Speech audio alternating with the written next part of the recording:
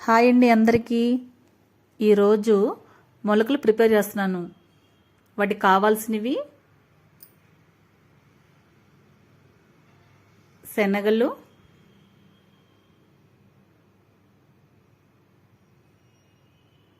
అలసందలు,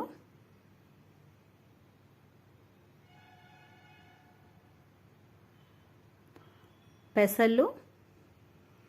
ఇవి శుభ్రంగా 2-3 టైమ్స్ వాష్ చేయాలి.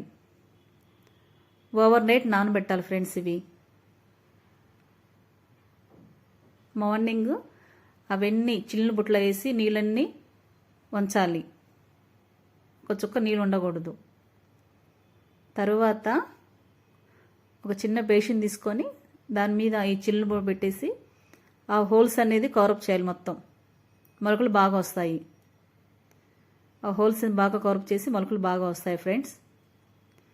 తర్వాత దాని మీద ప్లేట్ పెట్టేసి 2 days తర్వాత మొలకలు వస్తాయి. నెక్స్ట్ వీడియో చూపిస్తాను.